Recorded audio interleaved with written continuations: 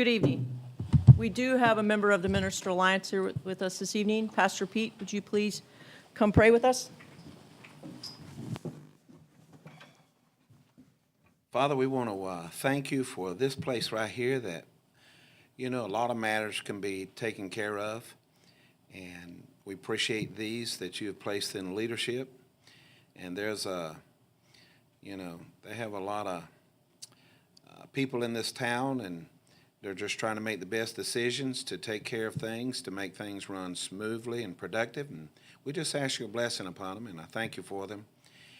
And, a little recognition in our educational system. We do thank you for our schools and our leadership there and our teachers. And we pray that you'd bless our school system. I know that across our land, Father, it seems like a lot of schools are being attacked in a lot of different ways. And we just ask for protection and guidance, and we do appreciate them. So bless this meeting tonight, and I ask it in your name, Jesus. Amen. Please join me for the Pledge of Allegiance. I pledge allegiance to the flag of the United States of America and to the republic for which it stands, one nation, under God, indivisible, with liberty and justice for all.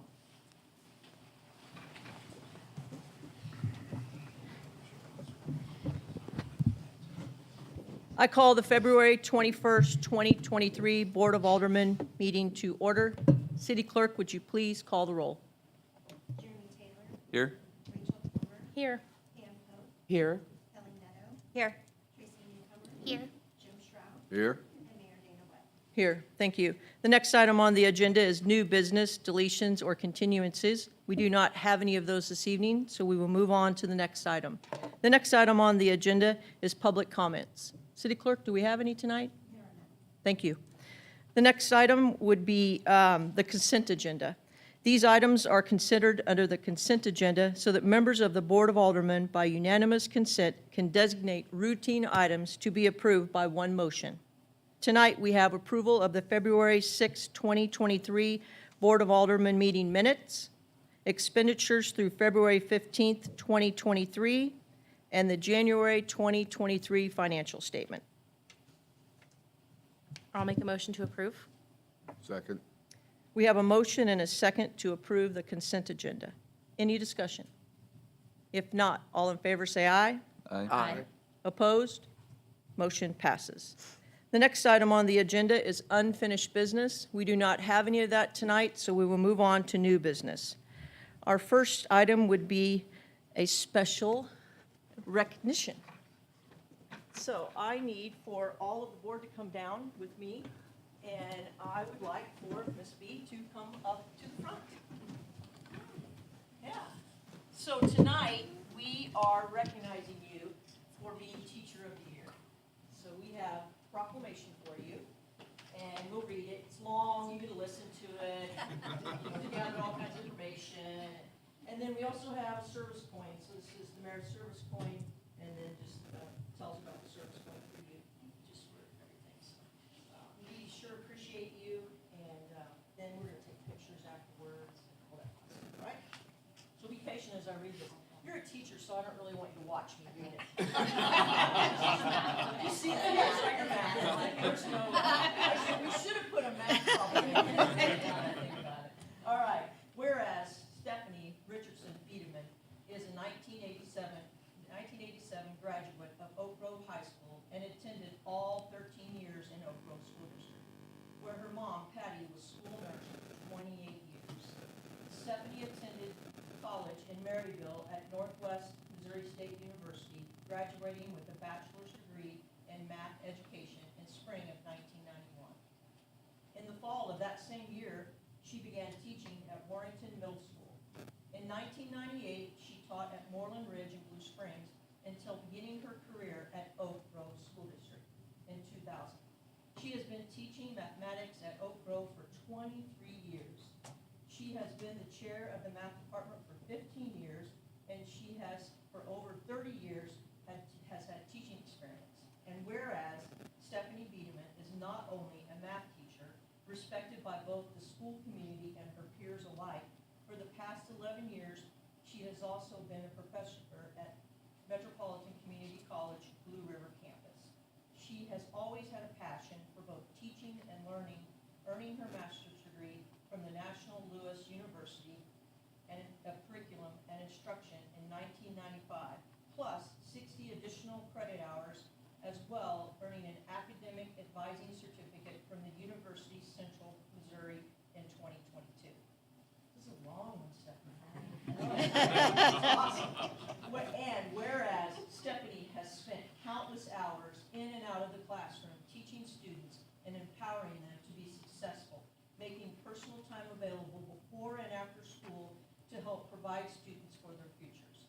She engages her students by producing innovative lessons even through the hardship of COVID-19 pandemic that have real-life applications, inspiring and encouraging academic, social, and emotional growth, as has promoted learning to her students as a lifelong endeavor. And whereas she has been heavily involved in student life as a student council sponsor, facilitating student meetings, supporting student leadership development, fundraising for school-wide activities and social events, including helping to host senior prom for 22 years. I don't know how you did that. Which includes a traditional custom song and dance performed by the sophomore class to the upperclassmen. And whereas Stephanie was an Oak Grove High School cheerleader under the direction of Coach Sue Alexander, respectively known as Miss A.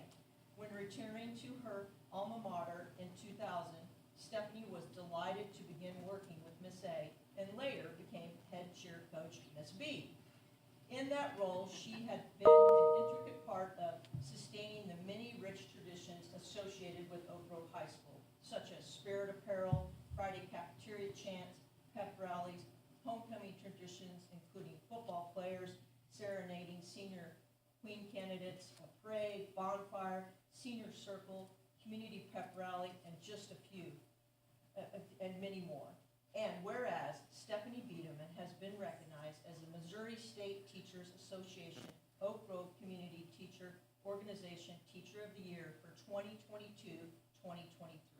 The purpose of Teacher of the Year Award is to honor educators that have had an exceptional difference in the lives of their students and provided inspiration to their peers. It recognizes and promotes excellence in education in award-winning Oak Grove School District, and she deserves our respect and gratitude for her dedication to her students and positive impact that reflects in those students and helps promote an educated, vibrant community and the future of our nation. Now, whereas I, Dana R. Webb, and the Board of Aldermen of Oak Grove, we do hereby acknowledge Stephanie Biederman as Teacher of the Year 2022-23 and encourage all of our citizens of Oak Grove and everyone here tonight to congratulate her for her accomplishments. Once a Panther, always a Panther. Congratulations.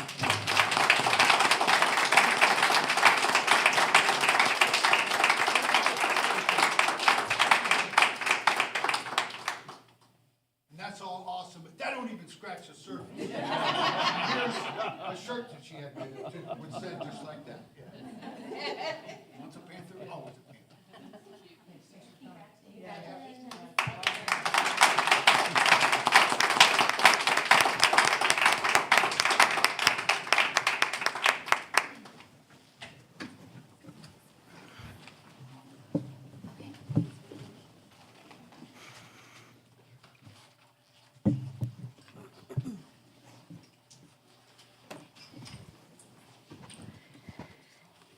The next item on the agenda is discussion, consideration, and possible action regarding the mayoral appointment of Shane Stevens to the Jackson County Board of Equalization. So Shane's not here tonight, but Shane continues to be our representative for that board. He really enjoys it. I think I told all of you last year, he is getting to know the other board members. It was kind of hard during COVID. They did it online, but I'm just thrilled that he continues to want to be that person. So I'm recommending his reappointment. Make a motion, we reappoint Shane Stevens to the Jackson County Board of Equalization. I'll second. We have a motion and a second for the mayoral appointment of Shane Stevens to the Jackson County Board of Equalization. Any discussion? If not, all in favor say aye. Aye. Opposed? Motion passes. The next item on the agenda is a public hearing to discuss and review proposed revisions to the Chapter 405 Unified Development Code of the City of Oak Grove regarding a comprehensive plan for the City of Oak Grove. Mr. Randall?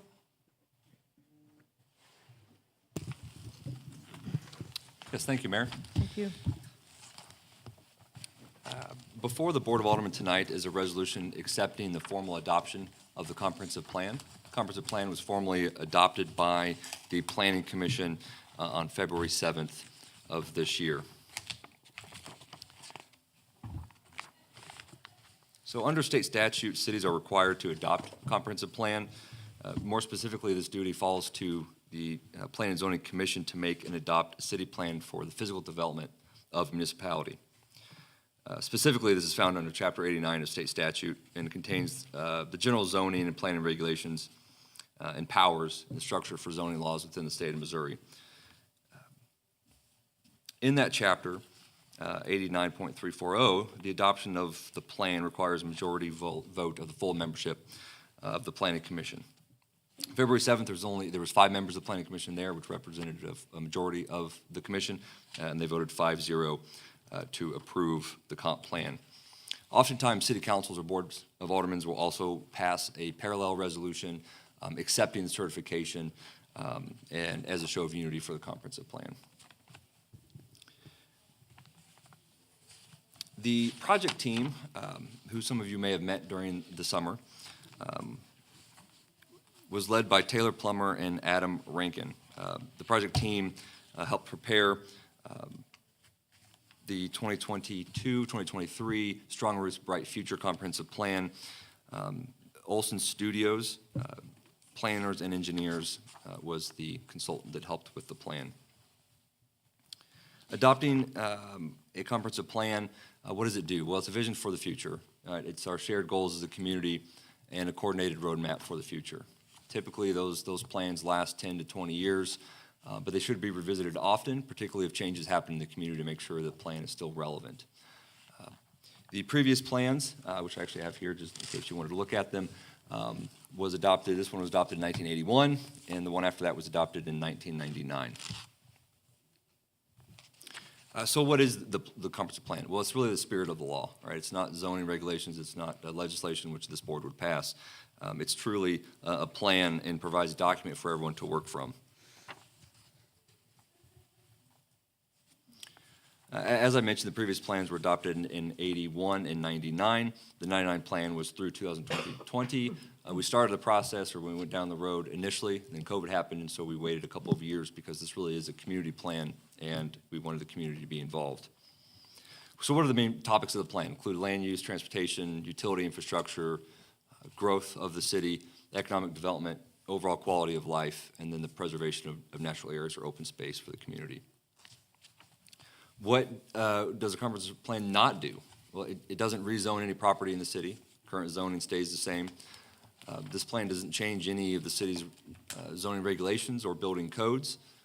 It doesn't deny or approve any current or future development, nor does it change or expand city limits in any way.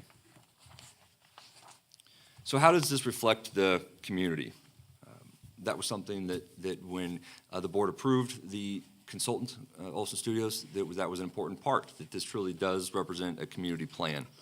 So a significant portion of that preparation was committed to community outreach. So there was a project website that was created, oakgrovecomplan.com. Marketing materials were sent out. We had email campaigns, press releases, flyers were sent to every household in Oak Grove. A community survey was done through April 29th through June 19th. We actually had almost 450 people respond to that survey, which if you're a statistician, that is a statistically significant result. But that wasn't quite enough. The survey certainly helped us gain some information, some knowledge, but we wanted to make sure that information made sense. So we did a bit of a gut check by having a stakeholder engagement committee. They met for 2 days on June 28th and 29th. where they went through those ideas, provided information, feedback, and guidance regarding the plan. And here's a picture of some of those stakeholders that were so gracious with their time to come for 2 days. But in case there was other people that maybe wanted to be involved that weren't part of that stakeholder engagement group, we held a public engagement or public open house in person on June 29th. That was open to anybody in the community. It was a true open house format. People could come and go as they would like. And they had similar exercises and questions to the engagement for the visioning and planning workshop. Knowing that not everybody could be available that day, maybe also they didn't feel comfortable coming out, we also had a virtual session. It was a virtual website, July 1st through the 31st, so open for the full month. Same content as the in-person house, and we had 132 people do the virtual public engagement. So what did we learn from that process? So the consultant took that information, took the community survey, took what they learned from the stakeholder group, and they came up with some things that they heard. They looked at land use and development. They looked at parks and rec and our natural features, transportation and connectivity, and overall what economic development and vibrancy would look like for Oak Grove in the next 5, 10, 15, 20 years. In October of last year, the consultant came in and did a joint workshop with the Planning and Zoning Commission and Board of Aldermen. The final draft was presented by that team. Information and feedback was received from the Planning Commission and Board of Aldermen that night. They also received information via emails and phone calls and through that virtual workshop that was reopened to allow some further engagement based off of that joint workshop and the conversation that happened that night. So what is the plan and what is the structure? So it kind of goes off of the whole oak tree, right? Strong roots, bright future. But really, it's the introduction. There's vision and values, the land use framework, mobility, and utilities, which is streets, infrastructure, parks and rec, and then an action plan which talks about how can we work to make progress on these lofty goals. There's also an appendix that has all of the information. Every public comment that was received is part of that appendix. So everything that the consultant or city received throughout the process is part of the document. One of the things that the stakeholder group did was come up with a phrase encompassing what the comprehensive plan and what the city of Oak Grove's vision is for the future. So Oak Grove is a welcoming and safe place where people and businesses plant roots and grow together, leading to an economically strong and vibrant community. Each of these sections have goals and sub-goals, and that helps inform the action plan that's attached. So looking at the growth framework simply looks at where potential areas might be, knowing that what's happening with Blue Spring, Green Valley, now Oak Grove, it primarily looked to the west. In between the areas between Oak Grove and Green Valley is potential future incorporated city limits. Certainly in the state of Missouri, annexation is primarily done voluntarily, so this doesn't annex any property, but it simply looks to see what properties may in the future request to be annexed by the city of Oak Grove. One of the areas is that western corridor, and looking at possibly would in the future, could there be another interchange? You know, that could be 5 years from now, 50 years from now. One thing that happened after this was part of the plan, Governor Parsons, in his State of the State address, announced his request of the state legislature to appropriate $880 million for I-70. I think 220 or 230 million of that is for between Blue Springs and Odessa to widen I-70 to 3 lanes and possibly some bridge improvements. So we'll see if this western corridor might be something that would happen in the future. The plan also looked at the land use framework. This generally looks at where our commercial and residential corridors are at. This one was revised from what was seen at the joint workshop to focus more on our residential neighborhoods, more R1, and to really concentrate and confirm where commercial corridors would be, which is primarily going to be I-70 down Broadway, and then our downtown core, as well as some parts of 5th Street, or not 5th Street, 12th Street, east and west. Another change was the downtown framework, so it expanded a little bit to include sort of a broader downtown district outside of what's sort of the downtown core, which is 12th and Broadway. suppose you could probably ask 100 different people, where does downtown begin and end, and you probably get 100 different answers. But this is simply to say, here's an idea of where our downtown core is, and then perhaps where's sort of the larger downtown district. This serves as a guide if the city in the future or the community in the future looks to do downtown projects. This would be sort of our core downtown area. Also goes into mobility utilities framework. This primarily looks at where potential streets could go in the future, where multimodal, bicycle, pedestrian, those types of things, where we should look as a city to provide that connectivity. Parks and recreation goals, again, looking at where our current parks are, perhaps where our future parks might be, and then how to connect those parks together. And then lastly, I do want to just thank everyone that was involved throughout the process.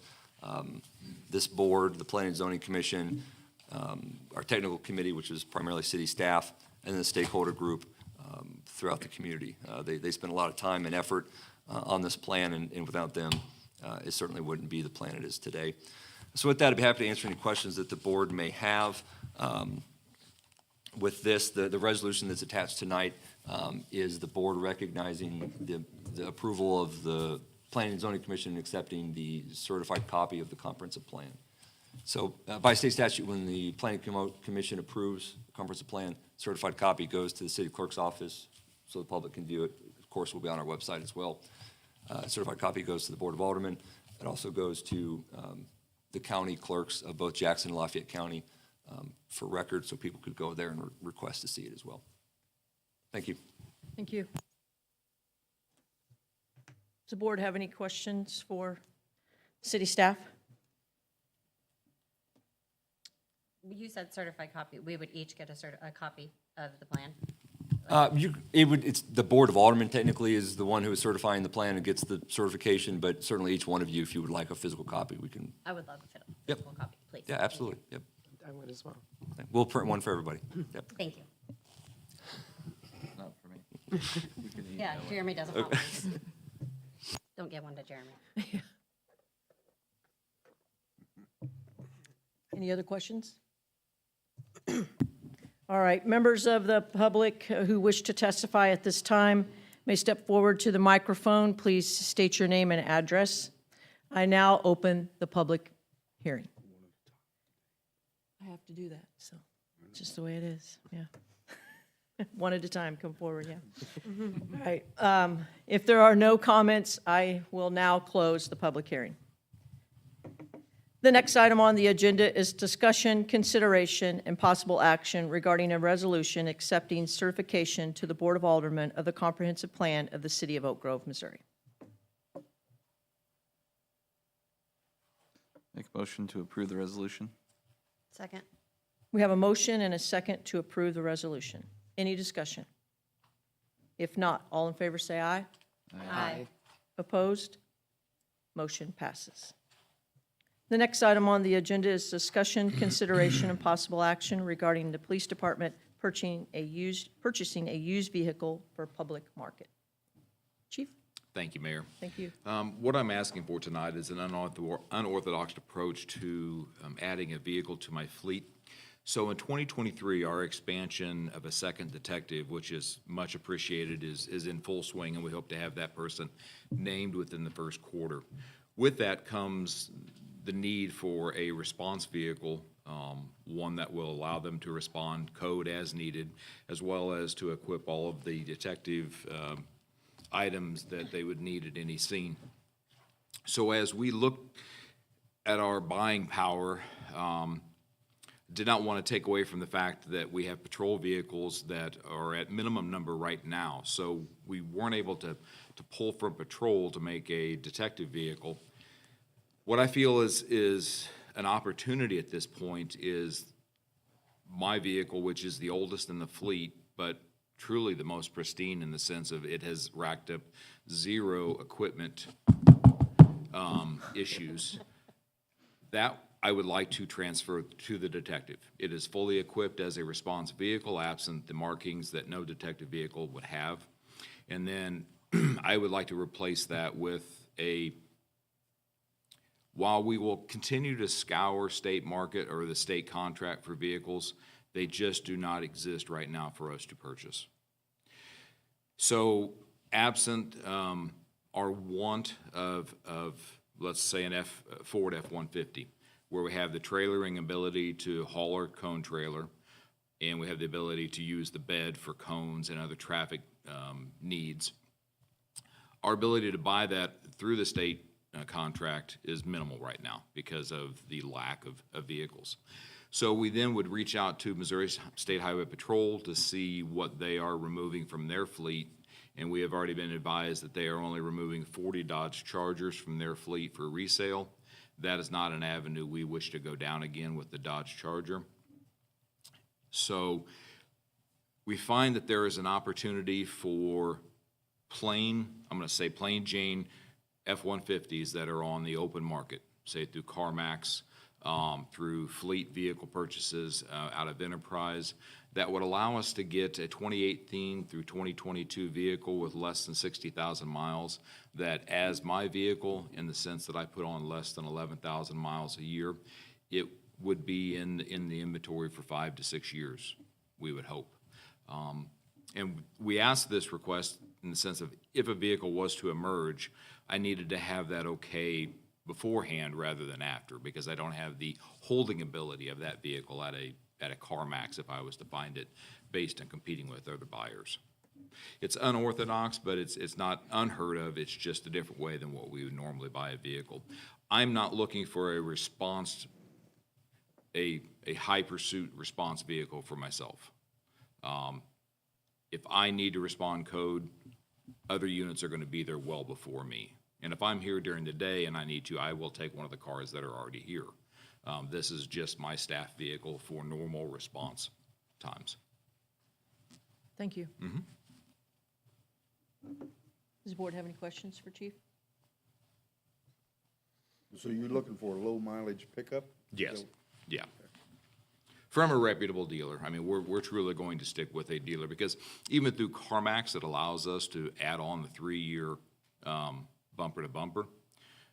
And being a CarMax customer before, that has been beneficial, and it would be beneficial for us too, because it would not take away from our current vehicle expense of repairs if need be for at least the first 3 years.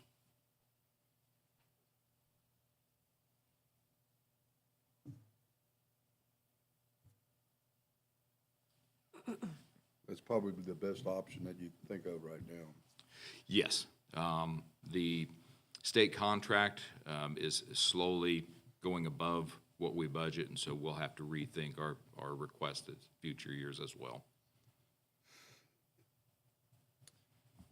At least for the vehicle that we need to add to the fleet, in the sense of having the hauling capability.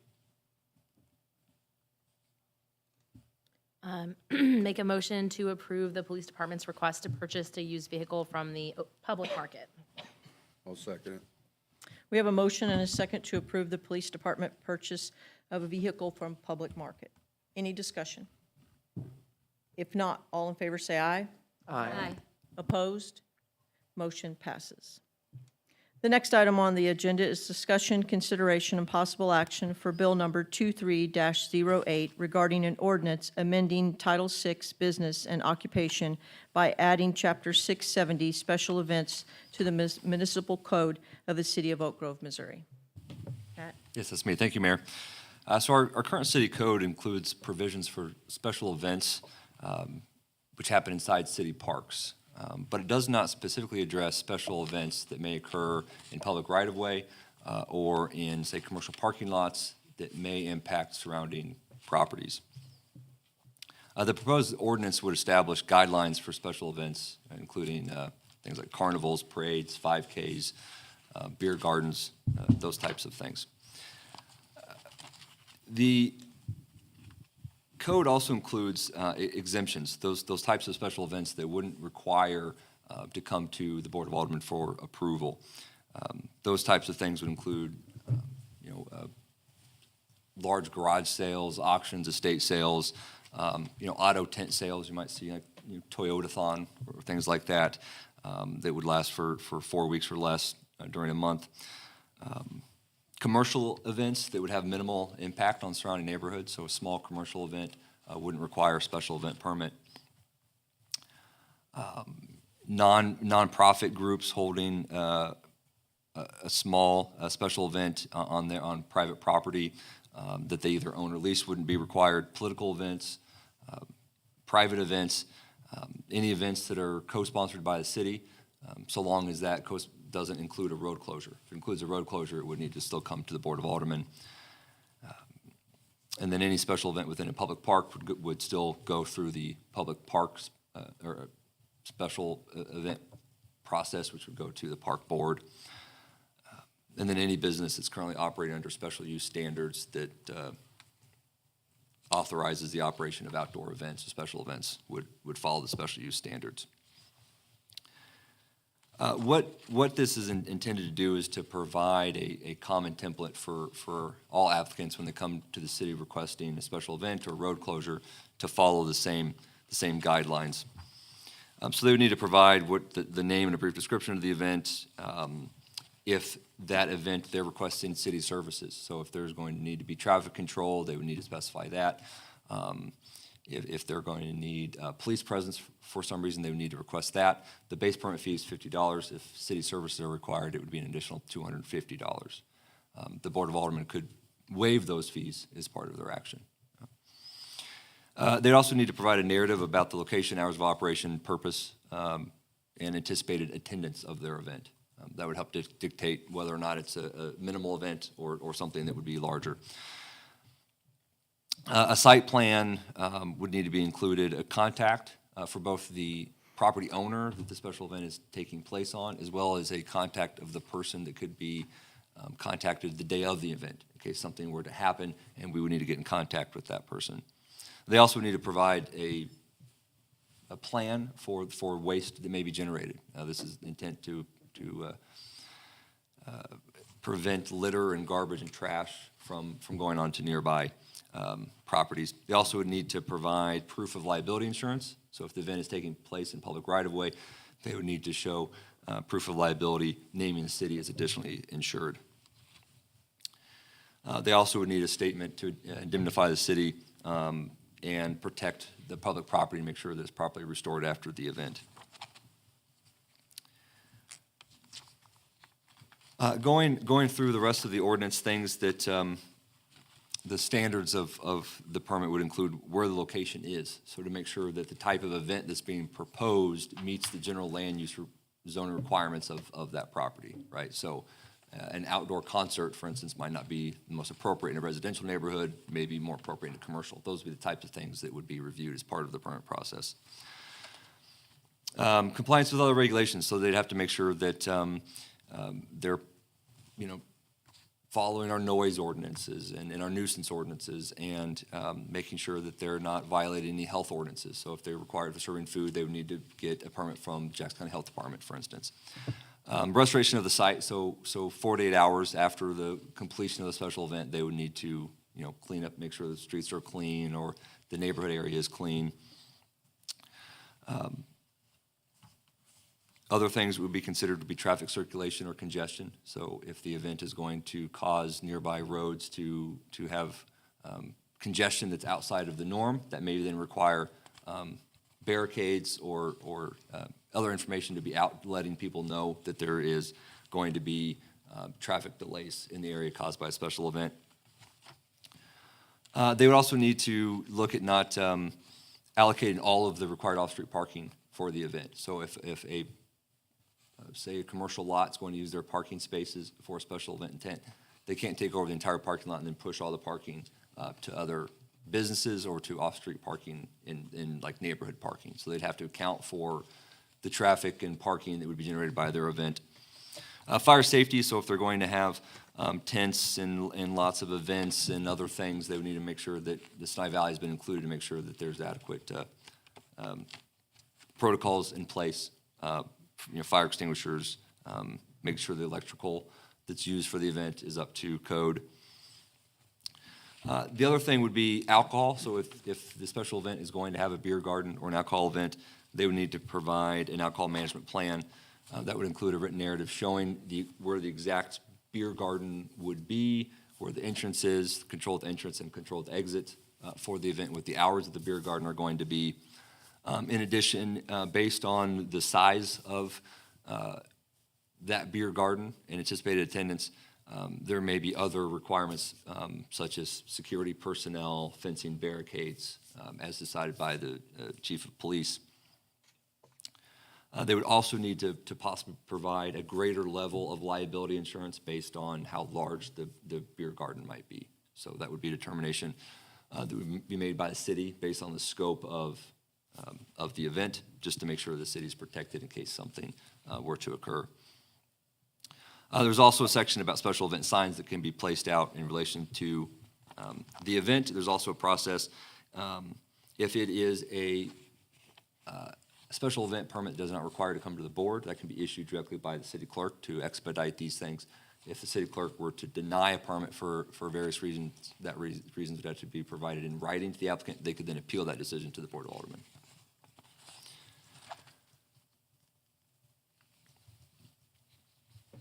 And that covers the intent of the ordinance. We've also attached a draft of the special event application that would be provided to folks who are interested.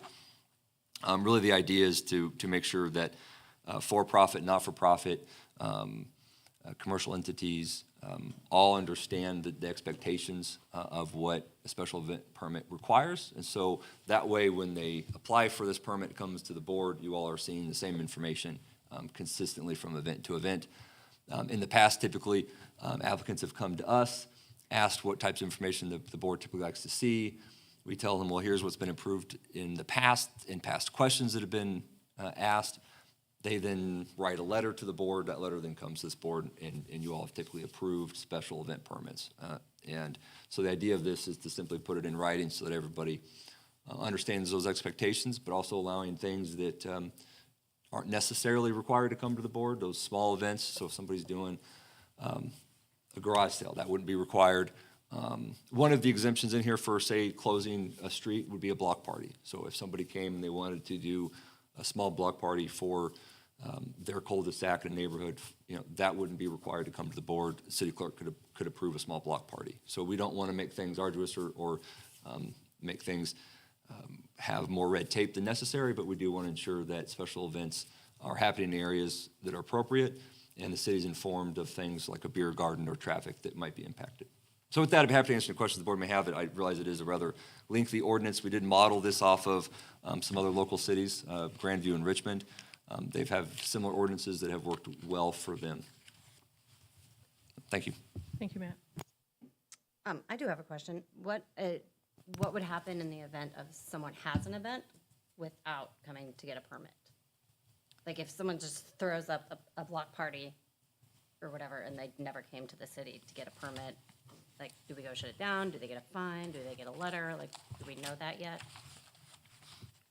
Well, I mean, if you approve it as an ordinance, then they're breaking a city code.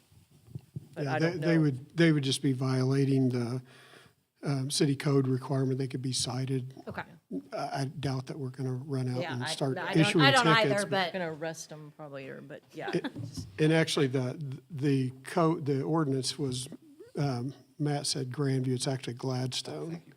Just for correction. Oh. What that's worth. Thank you.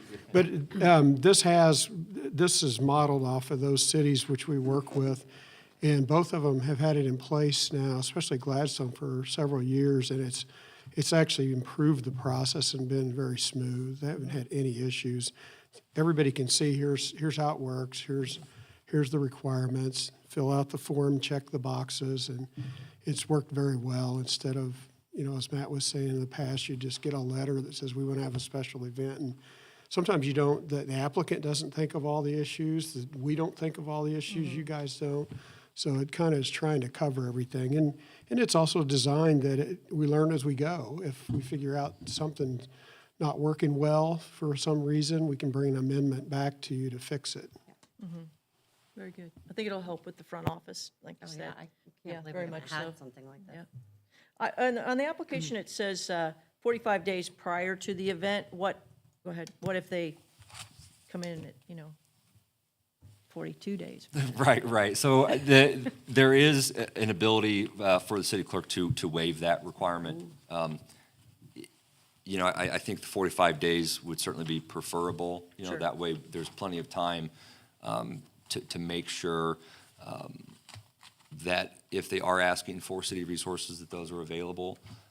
There is, I don't necessarily anticipate that we'll get to that point, but if we have multiple events that have been requested for the same weekend, right, it'll be first come, first serve. So if 3 or 4 different entities all want to have a 5K on the same day that requires police presence, well, you know, we wouldn't be able to necessarily do that. So the 45 days gives hopefully plenty of time for that. But if somebody comes in and says, oh my gosh, we do this thing every year and we just forgot, and hey, it's 2-3 weeks out, the city clerk can look at that. One thing would be whether or not it would be required to come to the board, then certainly we'd have to get it on an upcoming board meeting prior to the event. So there are times where they will need to get it in advance of a board meeting if it requires a street closure or something. Out of courtesy, our regular events that we have, such as the 5K and other things, are we going to send this out to them in advance so they know? Because I'm sure there's not everybody watching tonight are going to read about this and know have changed Yes, this. certainly. If the board approves it. Yeah, great idea, Mayor. Yeah, we will definitely reach out Thanks. and send it ahead of time to anybody who's got a special permit in the last year and a half to make sure that we capture everybody. Thank you. And then what are the reasons they would have to come to the board? Is it just street closures? Is that the only reason? Street closures, and then if it's a large event where maybe they would impact local traffic, if there is a beer garden, anything that is, that may have an impact on Surrounding. the larger community. So who makes that decision? Kim, okay. On if it needs board approval or not? By her Just checklist. Okay. She'll Right, have there- a checklist. Okay. Right. Yeah, there's certain things in here that would definitely trigger it to for sure come here. Okay. There is a provision that if an event doesn't automatically trigger it coming to the Board of Aldermen and it goes to the city clerk's office, the city clerk office can look at it and say, well, wait a minute, this may have a larger impact than maybe we think it might. And so she can defer her decision. The city clerk's office can defer their decision to the Board of Aldermen. Okay. I just want to make sure she still has the authority for like run-of-the-mill routine ones to say yes and sign off on them. Like everyone doesn't have to come before the board, right? Is what I'm Right, asking. yeah, Okay. yeah. The intent of the code isn't to capture everybody with the large net, right? Okay. It's trying to get those special events, the couple that we have a year that are large, or new ones that come up. You know, occasionally we get requests, somebody wants to do a 5K, for instance, and so, you know, if that would require a street closure, if that's gonna require, city services, then that might be something that would need to come to the board. But if it's a small, hey, I want to do a neighborhood walkathon thing, okay, you know, city clerk's office can do that for maybe an HOA is trying to do something special for their community. But if it's a, hey, I want to run down Broadway and we're going to close a lane, you know, okay, well, that's going to come to the board because that's going to be an impact to the community. That's the intent, is the. Yeah. Makes sense. Thank you. I have a question or two. So this is a wide range here from a block party to a car lot. Sure. So, Yep. I'm thinking more in smaller, regarding a block party. Do they still have to pay $50? Do they have to show liability insurance? No, so a block party would not be required. Yeah, they would be Okay. exempt. They Yeah. would still have to pay the $50, or no? So they would need to pay the $50 application need fee for a block party. We've provided in the past and will continue to do so, and we wouldn't really consider it city services. If they would like cones, we drop off cones the night before. The person who's applying for the block party puts the cones out. They put them back then at the end of the event, and we go pick them up the next day. So there's not really a lot of involvement on a block party from the city's perspective. We do to applicants, though, for a block party, they do still need to allow people that live on that block access to and from their residence. So that sometimes can Get tricky. well, it can be tricky because people have things, you know, tables set up and whatnot. But if people need to get to and from their houses, you kind of need to work together. I mean, it's a block party, so hopefully it's neighborly, right? Yeah. I move for first and second reading by title only of bill number 23-08. Second. We have a motion and a second for the first and second reading of the proposed ordinance by title only. Any discussion? If not, all in favor say aye. Aye. Opposed? Motion passes. City Clerk, would you please read the full title of the bill 2 times? An ordinance amending Title VI Business and Occupation by adding Chapter 670 Special Events to the Municipal Code of the City of Oak Grove, Missouri. An ordinance amending Title VI Business and Occupation by adding Chapter 670 Special Events to the Municipal Code of the City of Oak Grove, Missouri. I move for adoption of Bill number 23-08. Second. We have a motion and a second for an adoption of Bill number 23-08. Any discussion? If not, City Clerk, would you please call the roll? Jeremy Taylor, Yes. Rachel Kilmer, Yes. Pam Pope, Yes. Kelly Netto, Yes. Tracy Newcomer, Yes. and Jim Schropp. Yes. The motion is approved, and Bill number 2308 becomes ordinance number 2067. The next item on the agenda is discussion, consideration, and possible action for Bill number 230-09 regarding an ordinance amending Title II Public Health, Safety, and Welfare, Chapter 210 Offenses and Municipal Code for the City of Oak Grove regarding unlawful use of weapons. I'll take Yeah, it. yeah. Thank you, Mayor. Thank you. Before you tonight is a language change addition to our current 210. The discrepancy was found when we were looking at the unlawful discharge of weapons in the city, that if we're following the guidelines of State Statute 571, why then was our city ordinance banning concealed carry? And so when we compared the city with the state, we found both to be identical, except for the double underlined areas had been removed or were not added to our city ordinance. So we wish to add into that carries concealed upon his or her person a knife, a firearm, a blackjack, or any other weapon readily capable of lethal use, adding into any area where firearms are restricted under Section 571.107. And this is saying that concealed carry is allowed, but it is not allowed by state statute into a school, a church, a federal facility, even our meetings here. And so I think with cleaning up that sentence and with that language added, we are falling right in line with state statute. Very good. Thank you. Just to make sure I understand, so basically our code was conflicting with the state's. Our code stopped right at lethal use. And Okay. so it made our sentence say, no, you cannot carry concealed in the state of Missouri. I see. Even though that was changed years ago. I see, okay.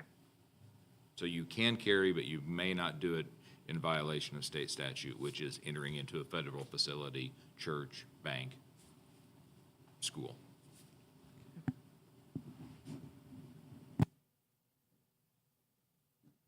I move for first and second reading by title only of Bill number 23-09. Second. We have a motion and a second for the first and second reading of proposed ordinance by title only. Any discussion? If not, all in favor say aye. Aye. Opposed? Motion passes. City Clerk, would you please read the full title of the bill 2 times? An ordinance amending Title II Public Health, Safety, and Welfare, Chapter 210, Offenses of the Municipal Code of the City of Oak Grove, Missouri regarding unlawful use of weapons exceptions. An ordinance amending Title II Public Health, Safety, and Welfare, Chapter 210, Offenses of the Municipal Code of the City of Oak Grove, Missouri regarding unlawful use of weapons exceptions. I move for adoption of Bill number 23-09. Second. We have a motion and a second for the adoption of bill number 23-09. Any discussion? If not, City Clerk, would you please call the roll? Jeremy Taylor. Yes. Rachel Kilmer. Yes. Pam Pope. Yes. Kelly Netto. Yes. Tracy Newcomer. Yes. Jim Schropp. Yes. Motion is approved, and bill number 23-09 becomes ordinance number 2068. The next item on the agenda is discussion, consideration, and possible action for bill number 23-10 regarding an ordinance amending Title I Governmental Code, Chapter 120, Open Meetings and Record Policy of the Municipal Code of the City of Oak Grove, Missouri regarding meeting records and votes and public exceptions and fees. Matt, is that you? Yes, thank you, Mayor. So Thank this is you. another housekeeping item.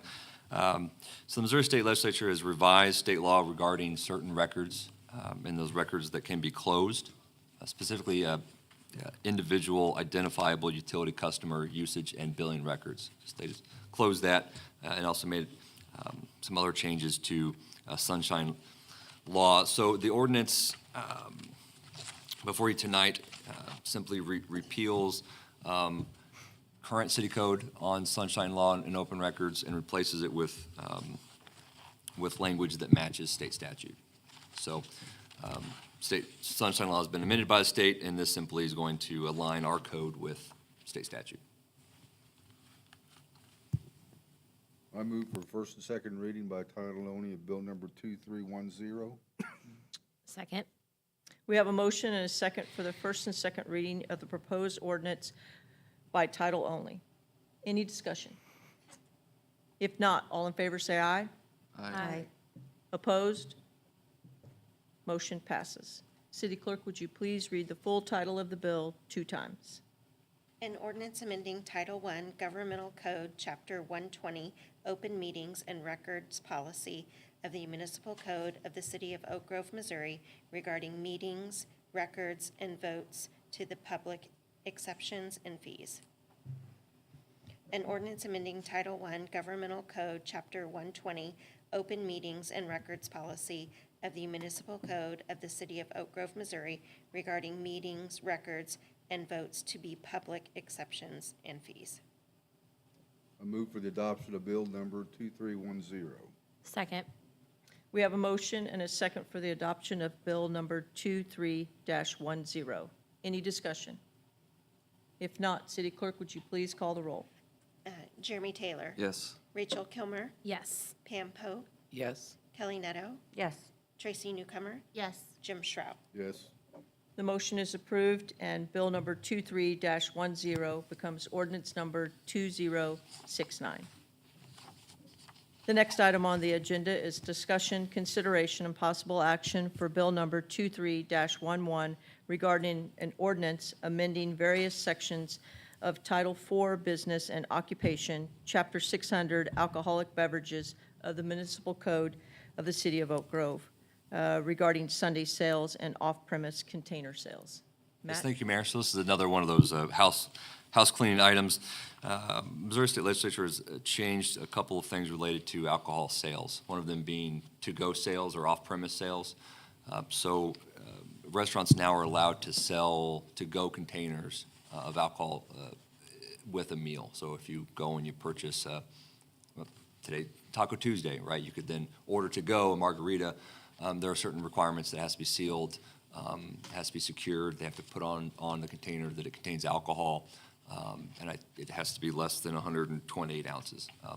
They can sell those drinks to go, or a similar restaurant could sell a burger and a beer to go. So this would align city code with state statute allowing these off-premise to-go sales. And the other thing is state statute adjusted liquor sales on Sunday. So state statute changed to mirror Sunday sale hours to the same as the rest of the week. So it goes from, it was 9 a.m. to midnight, and now it can be sold from 6:30 a.m. or 6 o'clock a.m. to 1:30 a.m. the next day, which would be Monday. So this ordinance cleans up our code to match state statute allowing off-premise sales as well as adjusts the Sunday sales hours. So with that, happy to answer any questions the board may have. Thank you, Matt. I move for first and second reading by title only of bill number 23-11. Second. We have a motion and a second for the first and second reading of the proposed ordinance of bill number 23-11 by title only. Any discussion? If not, all in favor say aye. Aye. Opposed? Motion passes. City Clerk, would you please read the full title of the bill 2 times? An ordinance amending various sections of Title IV Business and Occupation, Chapter 600 Alcoholic Beverages of the Municipal Code of the City of Oak Grove, Missouri regarding Sunday sales and off-premise container sales. An ordinance amending various sections of Title IV Business and Occupation, Chapter 600, Alcoholic Beverages of the Municipal Code of the City of Oak Grove, Missouri regarding Sunday sales and off-premise container sales. I move for adoption of bill number 23-11. Second. We have a motion and a second for the adoption of Bill number 23-11. Any discussion? If not, City Clerk, would you please call the roll? Jeremy Taylor, Yes. Rachel Kilmer, Yes. Pam Pope, Yes. Kelly Netto, Yes. Tracy Newcomer, Yes. Jim Shrout. Yes. The motion is approved, and Bill number 23-11 becomes ordinance number 2070. The next item on the agenda is information reports. Matt, do you have one? No, thanks, Mayor. Chris? Thank you. Mark? Yes, this is, tonight, after 3 a.m., there's a marginal risk of severe weather. With the nice warm temperatures we've got, it means that spring's on the way, bringing with it along the severe spring weather. Also, received today, Missouri Department of Transportation will be starting work at exit 24, which is the Grain Valley exit, starting Friday. And we'll be closing various lanes at various times. And this is for bridge replacement. And so this project is planned to conclude winter 2023. So everybody take it easy and slow down and pay attention to the detours. Everybody go the back roads, you mean? That may be an option. Yeah, that's a long time. Thank you. Thank you for that bad news. Chief? Yes, just a reminder for those listening, this is the last week to sign up for Citizens Police Academy, beginning March through May, as well as the Town 101 sessions that will occur during the Citizens Police Academy. Thank you. Tom? I'm just reporting that this is National Engineers Week, so if you know an engineer, be sure you give them a hug. They probably won't like it, but do it anyway. And I also report that we received our crack sealing machine that this board approved and was part of the 2023 budget today. Delivered it. Guys were trained on it, so hopefully you'll see some crack sealing starting as time allows. Nice. I saw a picture of it. That's exciting. No more spraying of hot Yes. lava or whatever. In fact, the guy was saying, be sure you wear long sleeves because those things kind of flick around. And one of the guys that was demoing had a burn on his arm where one of them had flicked asphalt on him, hot asphalt. So Yeah. Huh. Nice. You're an engineer, right? I So that's am. why you did that. Happy Engineer Week. Yeah. that's kind of You want us all to hug? Yeah. No, he doesn't. That's why he said get in that. Yeah. line? I didn't want to throw that, but it's kind of self-serving. But yeah, Yeah. it's Engineers Week. All So right. Yeah. Kim? Yes, I just wanted to remind everybody of the first and second meeting in March at 6 o'clock. The Sny Valley will be here for hands-only CPR Yes. for all the boards. Thank you. Scott? No report. All right. Rachel? No report. Kelly? No report. Jim? No report. Jeremy? No report. Tracy? Pam? I just want to thank the staff for, I know the board has noticed we've been doing a lot of ordinances, and thank you for going through the code and going through the ordinances. As we can see, we've needed to update a lot of those, and so I really appreciate the time and effort you put in for that. I know it gets long when we have to go through them, but you put in a lot more work before it gets to us, so I appreciate that very much. All right, I'm looking for a motion for executive session. I make a motion, we adjourn to executive session 610.0211 and 610.0212. Second. I have a motion and a second to adjourn to executive session 610.0211 and 12. Any discussion? If not, City Clerk, would you please call the roll? Jeremy Taylor, Yes. Rachel Kilmer, Yes. Pam Pope, Yes. Kelly Netto, Yes. Tracy Newcomer, Yes. Jim Shrout. No. Yes. I can get on, That's never happened. I can get on board with that, Jim. You should have talked to me. Well, about it'd be overruled. I can get on board So with is it a that. yes or a no for the record? Yes. Did you Oh, see- okay. Did you see Dana's All right. face? We are adjourned to executive